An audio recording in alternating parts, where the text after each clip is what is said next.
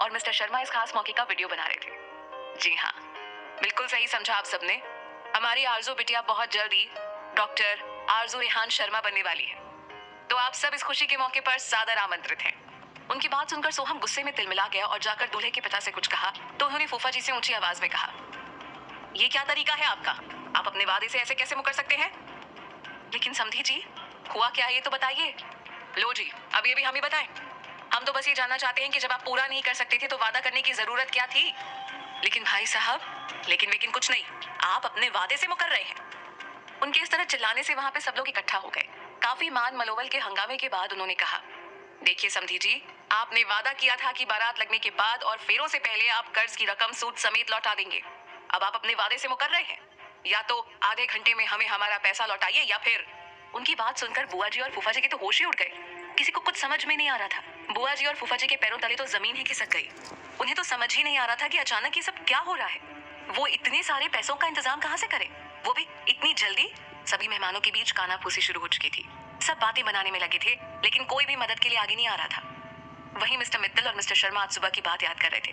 कैसे जब आरजू ने उनसे इस बारे में बात की थी तो वो उन पर बरस पड़े थे। उन्होंने तो उसकी पूरी बात सुनी भी नहीं थी। और अब मिस्टर मित्तल आरजू के पास गए, जो आराम से कोने में बैठ के अपना फोन चला रही थी। वो उसे कुछ कहने को हुए, तभी आरजू ने बिना उनकी तरफ देखे उनको एक चेक पकड़ा दिया और कहा, शादी। शादी ना हर लड़की का सबसे बड़ा सपना होता है, लेकिन ये उससे भी ज्यादा उसके माँ बाप का सपना होता है। जाइए जाइए और बचा लीजिए शादी को। इतना बोलकर वो वहां से उठकर चली गई। मिस्टर मित्तल उसके इस बर्ताव से बहुत नाराज हुए, लेकिन अभी उनकी प्रायोरिटी आशा की शादी बचाना था, तो उन्होंने उसी पर फोकस करना सही समझा। मिस्टर मित्तल से पैसे मिलने के बाद शादी की रस्में आगे बढ़ने लगी। सोहम को उम्मीद नहीं थी कि ये मामला इतनी आसानी से सुलझ जाएगा, तो वो तिलमिला उठा। उधर बुआ जी और फूफा जी मिस्टर मित्तल की मदद की वजह से भाव विभोर हो गए थे। जैसे ही फेरे शुरू होने लगे, पीछे से एक आवाज आई, you are under arrest mister Vinod. सब लोग चौंक कर उधर देखने लगे तो इंस्पेक्टर सुनील माथुर वहां खड़े थे। साथ में एक 23-24 साल की लड़की एक बच्चे को गोद में लेकर खड़ी थी। मिस्टर विनोद, मिसेस विनोद ने आप पर उन्हें दहेज के लिए प्रताड़ित करने, बेटा ना पैदा करने की वजह से मारपीट करने और बिना तलाक दिए मिस आशा से दहेज के लिए शादी करने का इल्जाम लगाया है। ये रहे आप दोनों की शादी के फोटोज, मिसेस विनोद की मेडिकल रिपोर्ट, और ये रहा आपके पिता द्वारा मिस आशा के परिवार से दहेज मांग का सबूत। सुनील ने उन्हें थोड़ी देर पहले का वीडियो दिखाया तो विनोद और उसके परिवार वाले खुद को बचाने के लिए दलीलें देखने लगे। देखिए, हमने कोई दहेज नहीं मांगा, हम तो पैसे कर्ज के तौर पर हमने दिए थे, तो हम बस वापस ले रहे थे। सुनील, आपके पास पेपर्स तो होंगे ना कि इन लोगों ने आपसे कर्ज लिया था, या फिर आपने इनको कोई रसीद तो दी होगी ना कर्ज माफी की। ये बात सुनकर लड़के वाले बगले झांकने लगे। मिस्टर मित्तल, सुनील बेटा, ये सब क्या हो रहा है? सुनील, माफ कीजिएगा अंकल, लेकिन आपसे और आपके परिवार से ऐसी उम्मीद नहीं थी मुझे। अरे, बात शादी के मंडप तक पहुंच गई और आपने लड़के के बारे में पता करना जरूरी नहीं समझा। शुक्र है कि रेहान ने वक्त पर मुझे सारी बात बता दी, वरना। बुआ जी, क्या बताया उसने? आरजू, मैं बताती हूँ। वो क्या हुआ, कल जब हम मार्केट में थे तभी मैंने इन दोनों को एक शॉप पर देखा। मुझे शक हुआ था, मैं उनके पीछे गई, जहाँ पर विनोद जी अपनी पत्नी को किसी बात के लिए धमका रहे थे। इससे पहले कि मैं कुछ समझ पाती, कुछ गुंडे वहां पे आ गए और लड़कियों से बदतमीजी करने लगे और ये दोनों भी उधर ही चले गए। थोड़ी देर बाद जब मैंने दोबारा इन्हें ढूंढने की कोशिश की तो ये वहां थे नहीं। फिर शाम को सब लोग संगीत के फंक्शन में बिजी थे, तब भाई का फोन आया और मैं बाहर चली आई। मुझे वहां पे वापस ये दिखी। मैंने इनसे बात करने की कोशिश की तो उन्होंने मुझे बताया कि वो यहाँ आशा से मिलने आई थी ताकि वो उसे शादी से बचा सके। फिर मैंने सुबह पापा से बात की, लेकिन उन्होंने ये सब कुछ मेरा बचपना समझा और ये कहकर मुझे मना कर दिया कि तुम बच्ची हो। उसके थोड़ी देर बाद रेहान का फोन आया था तो मैंने सब कुछ उसे बताया। फिर उन्होंने सुनील जी को फोन किया और बाकी तो आपके सामने ही है। उसकी बात सुन के सब लोग चकित रह गए। बुआ जी और फूफा जी जहां उनकी इज्जत और उनकी बेटी की जिंदगी बचाने के लिए मिस्टर मित्तल और आरजू को धन्यवाद दे रहे थे, वहीं मिस्टर मित्तल ने भी आरजू की बात ना सुनने और उस पर चिल्लाने के लिए उससे माफी मांगी। सभी आरोपितों को गिरफ्तार करने और वहां मौजूद लोगों का बयान लेने के बाद सुनील वहां से जाने से पहले मिस्टर मित्तल और मिस्टर शर्मा से मिलने आया। मिस्टर मित्तल ने उसे भी आरजू और आरव की शादी के लिए इन्वाइट किया। इसी बीच किसी बात पर आरजू ने उसे फिर से सुनील जी कहा तो सुनील उसकी टांग खींचने लगा। क्या बात है अंकल, कुछ लोगों पर तो शादी का असर अभी से होने लग गया है। सुनील जी, चल बे कबूतर, तू ना जिंदगी भर कबूतर ही रहेगा। तेरे जूनियर को देखकर थोड़ी सी इज्जत क्या दे दी, तुझसे तो हजम ही नहीं हो रहा है, कबूतर कहेंगा। उसकी बात सुनकर सब हंसने लगे और सुनील ने उसे हक किया। और तू हमेशा चिमकंडी रहना, ऐसे लड़ते झगड़ते अच्छी लगती है तू।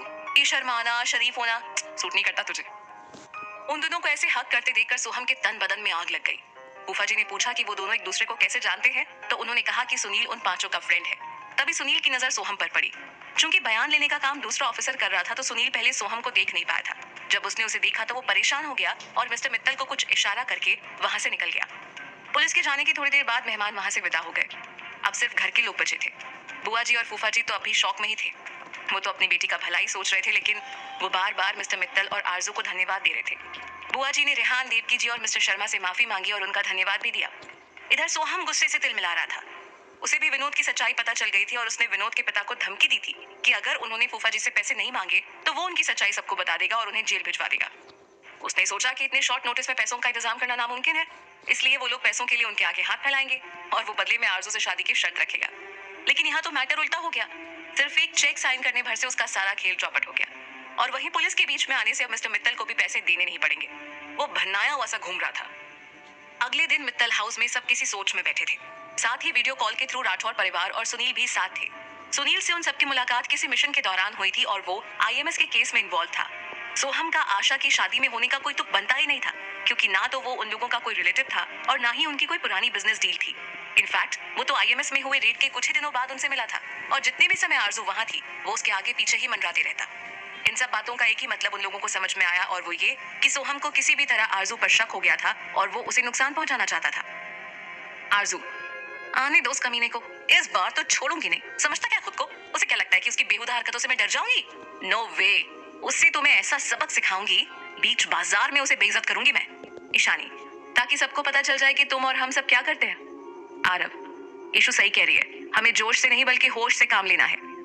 अजीत, वैसे अभी उसे सिर्फ शक हुआ है, हम कुछ भी ऐसा नहीं कर सकते जिससे उसे या किसी और को हमारी सच्चाई पता चले। रेहान, वैसे हनीमून पर कहाँ चलना है? सब रेहान को शौक में देख रहे थे। रेहान, व्हाट? ऐसे क्यों देख रहे हैं आप सब मुझे? ओके, देखो, अगर उस झिंगूर को इस पर शक है तो वो इस पर और फिर इससे जुड़े हर इंसान पर नजर रखेगा। अगर ऐसे में हम में से कोई भी इस तरह की किसी एक्टिविटी में इन्वॉल्व होता है तो उसका शक यकीन में बदल जाएगा और वो बदला लेने के लिए किसी को भी नुकसान पहुंचा सकता है। Am I right? लेकिन हम सब ऐसे हाथ पे हाथ रख के तो बैठ नहीं सकते सारी जिंदगी। कभी ना कभी तो हमें उसका सामना करना पड़ेगा। तो फिर अभी क्यों नहीं? कर्नल राठौड़, प्लान क्या है? ओके देन, फिलहाल तो हम सब शादी में बिजी हैं। उसके बाद एक छोटा सा, यही कोई 3-4 महीने का हनीमून। उसकी बात सुनकर सब मुस्कुराने लगे और वहीं आरजू से गुस्से से घूर रही थी। इस दौरान वो झिंगूर थोड़ा रिलैक्स हो जाएगा और अजीत, सुनील और उसकी टीम उसके खिलाफ सबूत इकट्ठा कर लेंगे और अगर वो नहीं कर पा रहे होंगे तो हम है ना, हम वापस आकर कर लेंगे। वैसे भी इतने टाइम में उसका हम पर से ध्यान तो हट ही जाएगा ना। आरजू, दिमाग बेच आए हो क्या सब्जी मंडी में? इतना वाहियात आइडिया। उफ, एक तो उस झिंगुर ने वहां दिमाग खराब किया और अब ये। गाइस, ट्रैवल हमने किया है लेकिन लगता है थक कोई और गया है। अगर कोई और ऐसा वाहियात आइडिया नहीं सुनना चाहता है तो प्लीज फिलहाल के लिए सब रेस्ट करें और शाम को इस बारे में हम फ्रेश मूड से बात करते हैं, ओके? कहते हुए आरजू वहां से उठकर रूम में चली गई और बाकी सब भी, सिवाय रेहान, आरव, अजीत और सुनील के। वो तीनों मिलकर रेहान की खिंचाई करने लगे।